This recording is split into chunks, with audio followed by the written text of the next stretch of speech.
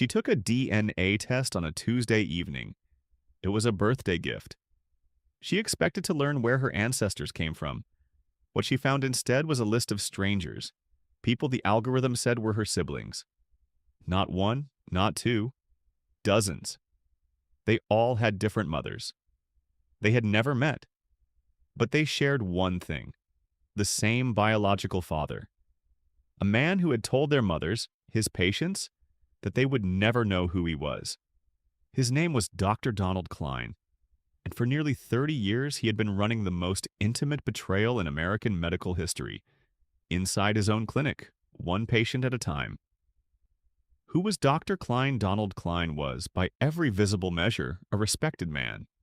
He was a fertility specialist in Indianapolis, Indiana, a physician who helped couples struggling to conceive.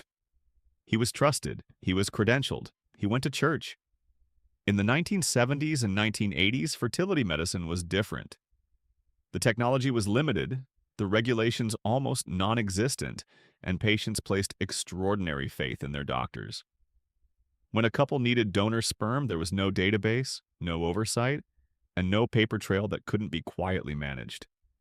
Cline told his patients that anonymous donors, typically medical or dental students from nearby hospitals, provided the samples. He assured families that no single donor's sperm would ever be used more than 3 times. He said this to protect families from the unlikely possibility that half-siblings might one day unknowingly meet. It was a lie he had constructed very carefully, because Donald Cline was the donor, every time, for decades. The first crack appeared in 2014. A woman, we'll call her Jacoba, had grown up knowing she was conceived through donor insemination at Cline's clinic. When consumer DNA tests became widely available, she used one casually, expecting nothing unusual. The results showed she was related to 7 other users in the database. All of them were close matches, the kind of match you only get from a parent, a sibling, or a half-sibling.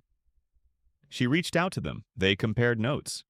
Their mothers had all been patients of the same fertility clinic, in the same city, in the same decade.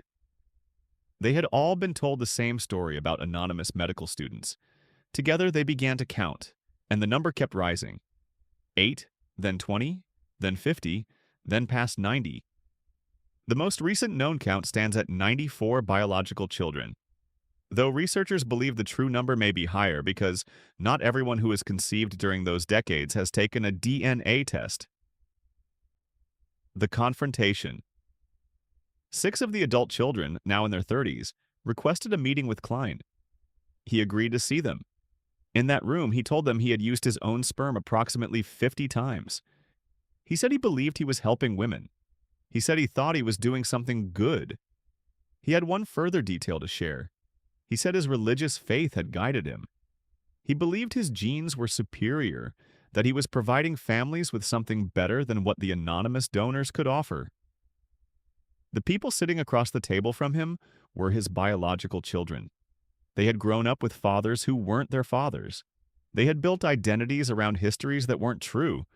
Some of them had, unknowingly, become patients of his own gynecology practice years later.